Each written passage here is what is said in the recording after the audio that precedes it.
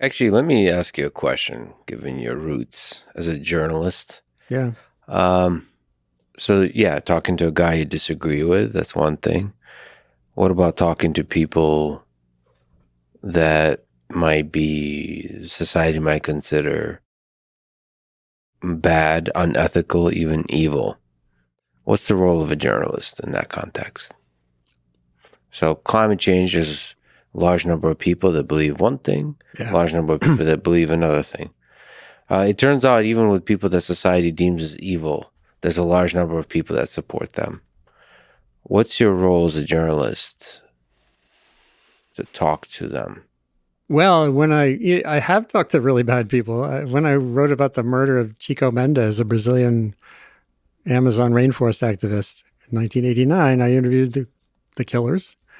Um, One was in jail. Several of them were just ranchers who, you know, they had their point of view. They were there in the Amazon rainforest to, the word in Brazil in Portuguese is limpar, to clean the land. They're the bandeirantes, the pioneers of Brazil. They go into these frontiers and tame them like we had in our West. And they would bring that up too. They would say to me, well, you did this out, they didn't say you murdered your Native Americans and stuff, but they could easily have said that too. And you deforested all your landscapes. So who are you to come down here to? But if I didn't talk to them, that would be not a way to do journalism. But when you talk to them, did you empathize with them or did you push back? That's the ultimate question. Like, if you want to understand, if you talk to Hitler in 1941, do you empathize with him or do you push back? Because most journalists would push because they're trying to signal to fellow journalists Right. and to people back home that the journalist, is on the right side. But if you actually want to understand the person, you should empathize. If you want to be the kind of person that actually understands in the full arc of history, you need to empathize. I find that journalists, a lot of times, perhaps they're protecting their job, their reputation, their sanity, are not willing to empathize. Yeah, well, I think this happened with Joe Manchin. I'm not doing any kind of equation here related to Hitler and Joe Manchin. Yes, or Trump. I mean, Trump. Yes. I interviewed the guy, Will Happer, I mentioned, who was a physicist at Princeton, who thinks carbon dioxide is the greatest thing in the world and we should have more of it in the atmosphere. I profoundly disagree on that point. But I interviewed him for an hour and it was so interesting because he was trying to kind of rope-a-dope me into making it about CO2 and climate because he's a super smart physicist. And I kind of said, let's talk about some other things. And we started talking about education and science education. He went on for like 20 minutes about the vital importance of better science education for Americans. He drew on people he knew from Europe, Hungary. A bunch of Nobel Prize winners came from some town in Hungary, or at least a couple. And he said that he learned their teachers. At any rate, he went into a long exposition on that.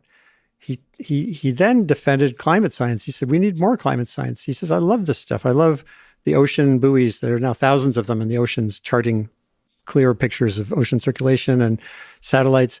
And he said something really important that many people discount, which is we need sustained investment in monitoring this planet.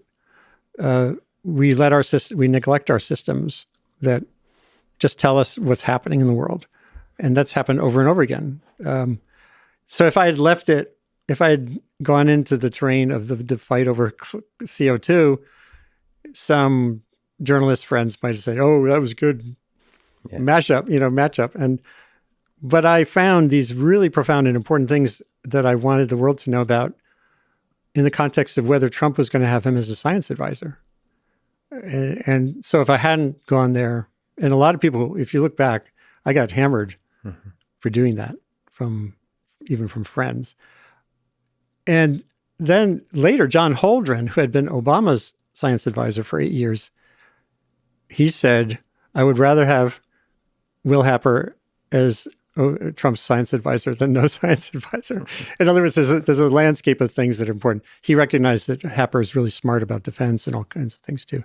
So it's like you do have to sort of ideally screw up your courage, but then not necessarily get into it's like with the guy in Oklahoma, if you go in looking for the differences, you'll find them. You can amplify them. You can leave with this paralyzed sense of nothing having happened that was useful, or you can find these nuggets everyone is a human being. Mm-hmm. I can't play the mind game of what I would have asked to Hitler, but I play that mind game all the time, but that's for another conversation. Yeah. I had many in my family that have suffered under him. Nevertheless, he is a human being.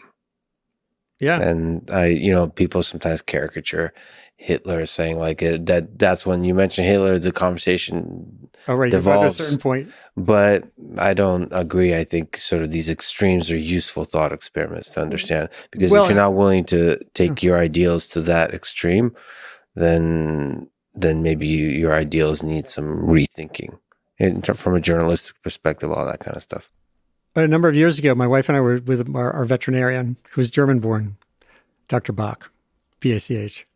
We were talking about the dog and stuff, and then we were talking about Trump, and he just mentioned in passing, he said, my mother voted for Hitler. Wow. That hit me like a brick. Yeah. Because it was so... Yeah. These, at the very least, understanding how pathways that lead to people doing things like he did and ordered is essential. And the only way to understand that is to dig in and ask questions and get uncomfortable. It still makes my hair prickle when I think back to him saying, my mom voted for Hitler. It somehow makes it super real. Like, yeah. Wow. Yeah, there's elections. There's real people living their lives. And exactly. Struggling with a broken economy and all kinds of things. Having their own little personal resentments and all that kind of stuff.